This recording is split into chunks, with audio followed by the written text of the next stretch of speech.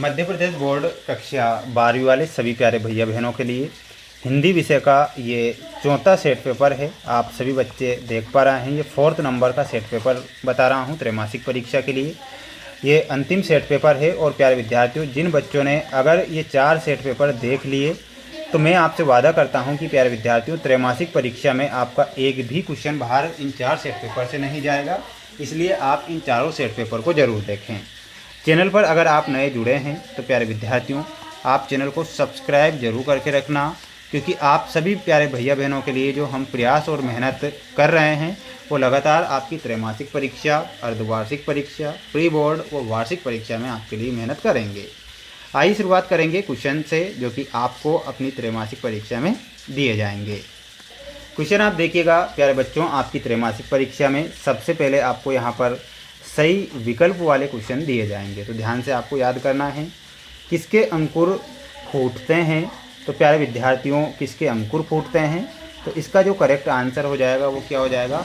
शब्द के अंकुर फूटते हैं। श्यामनगर के राजदरबार का दर्शनीय जीव कौन था? तो दर्शनीय जो जीव था वो कौन था? इसमें लिखना है लुट्टन सिंह पहलवान, जो कि श्यामनगर के राज दरबार का दर्शनीय जीव था। अतीत में दबे पांव रचना किस रूप में लिखी गई है? तो प्यारे बच्चों, ये यात्रा वृत्तांत और रेखा चित्र में ये लिखी गई है ये रचना, तो ध्यान रखना है।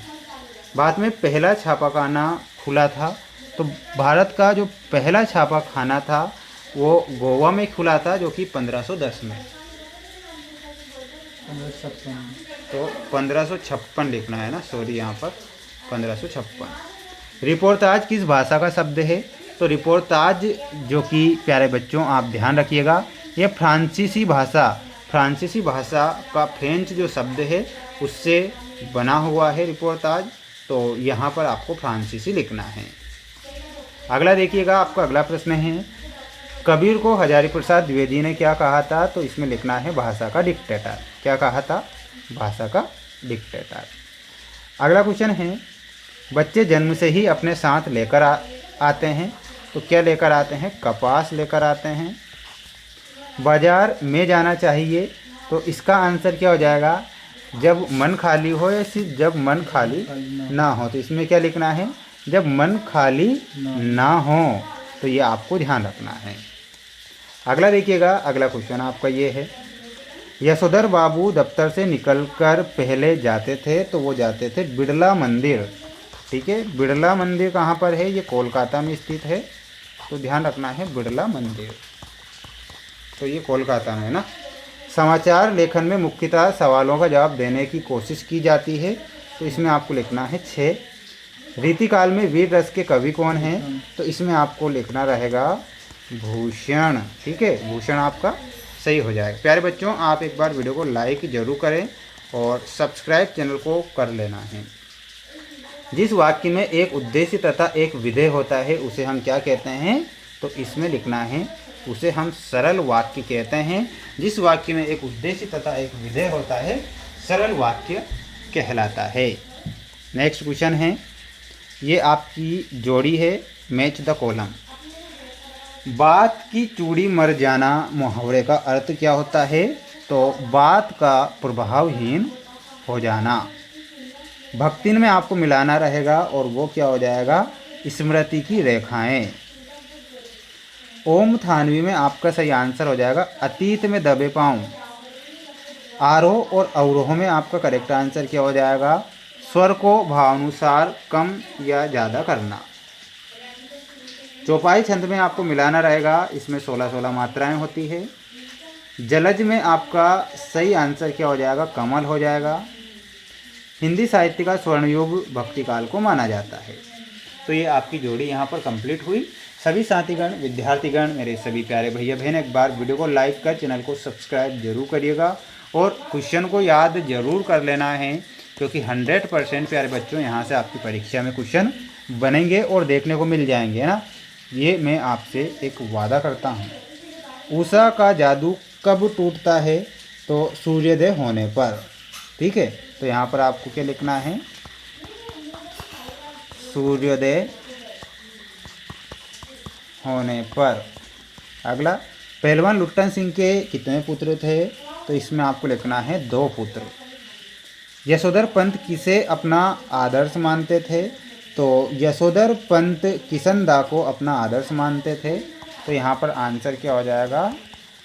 किशनदा। कहानी लिखना सीखने का सबसे कारगर तरीका कौन सा होता है? तो कहानी लिखने सीखने का सबसे कारगर तरीका अच्छी कहानी पढ़ना। तो यहाँ पर आपको क्या लिखना है? अच्छी कहानी पढ़ना। ठीक है। जो गुण काव्य में जोश उत्पन्न करता है वो क्या कहलाता है? जो गुण काव्य में जोश उत्पन्न करता है वह ओज गुण होता है। कौन सा होता है? ओज गुण। क्रिया विशेषण की परिभाषा लिखी है, तो बताइएगा कमेंट बॉक्स में क्रिया विशेषण की परिभाषा। देखते हैं कौन देगा आंसर। शोषकों के प्रति घृणा और शोषितों के प्रति सहानुभूति किस युग की विशेषता है? तो इसमें आपको लिखना है ये प्रगतिवाद की विशेषता है। तो आंसर हो जाएगा प्रगतिवाद। सभी बच्चे स्क्रीनशॉट ले लें और अगला देख लीजिएगा। ये आपके रिक्त सत्य वाले। बगुलों के पंख कवि के मन को चुराए जाते हैं। तो ये गलत हो जाएगा, असत्य। शिरीष का फूल संस्कृत साहित्य में कठोर माना जाता है। तो ये क्या हो जाएगा? गलत। जूझ कहानी का प्रमुख पात्र आनंदा है। तो ये क्या हो जाएगा? सत्य हो जाएगा। रेडियो नाटक में पात्रों की संख्या सीमित होती है। तो ये क्या हो जाएगा? रेडियो नाटक में पात्रों की संख्या क्या होती है? सीमित। करुण रस का स्थायी भाव रति है। गलत होगा।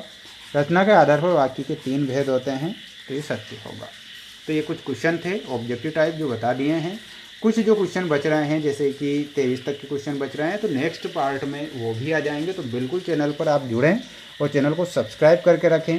बिल्कुल माय डियर फ्रेंड्स, आपकी एग्ज़ाम की दृष्टि से मैं 100% मोस्ट प्रश्न निकाल रहा हूं जो कि त्रैमासिक परीक्षा में बन जाएंगे।